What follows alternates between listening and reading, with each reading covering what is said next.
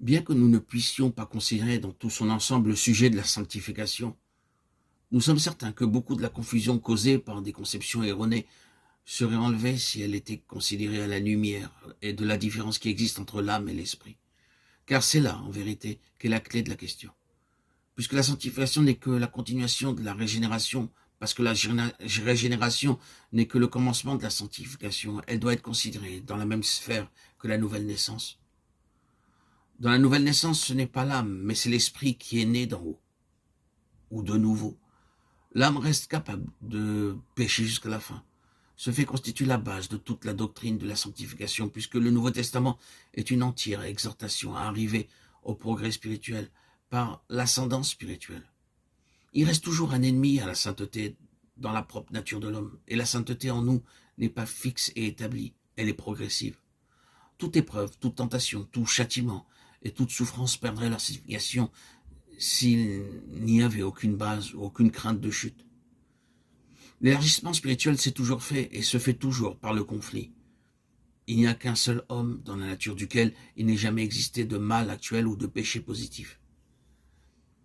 La question de la sanctification est devenue confuse parce que l'on a fait de certains passages des Écritures une base dans ce sens, alors qu'ils ne traitent pas directement de la sanctification en elle-même.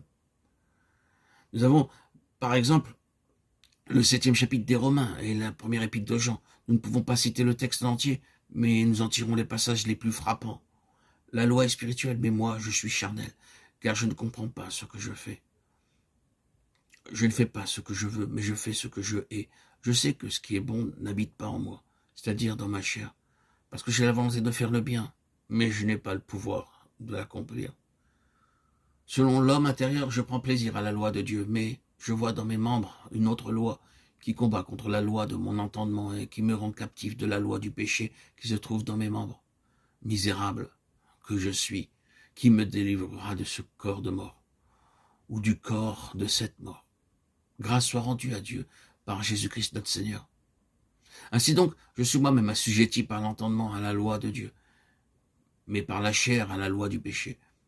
Il n'y a aucune condamnation pour ceux qui sont en Jésus-Christ, afin que la justice prescrite par la loi fût accomplie en nous qui marchons non selon la chair, mais selon l'esprit.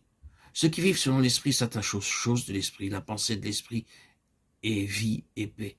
Or, vous êtes dans l'esprit, si du moins l'esprit de Dieu habite en vous. Si donc Christ est en vous, l'esprit est vivant à cause de la justice. Si par l'esprit vous faites mourir les œuvres du corps, vous vivrez. Romains chapitres 7 et 8.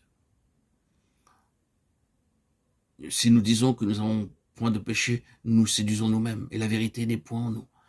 Si nous confessons nos péchés, il est fidèle et juste pour nous les pardonner. Si nous disons que nous n'avons pas péché, nous le faisons menteur, et sa parole n'est point en nous. Quiconque commet le péché transgresse la loi.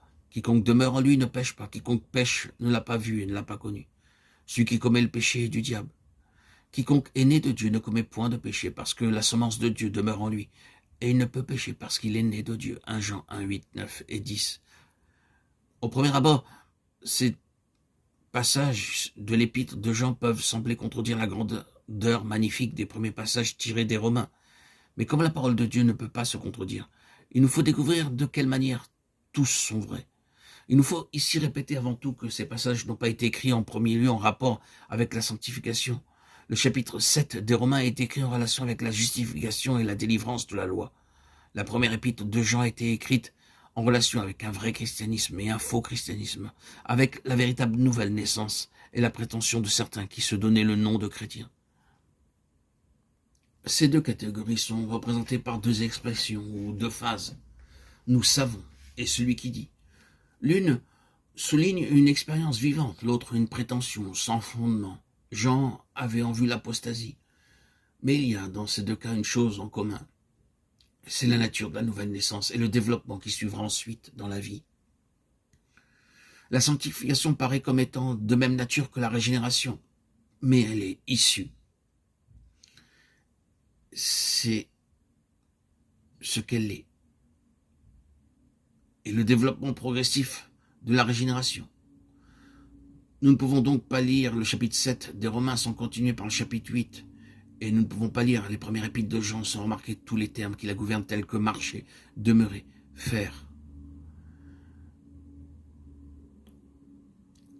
La sanctification est l'issue même et le développement progressif de la régénération.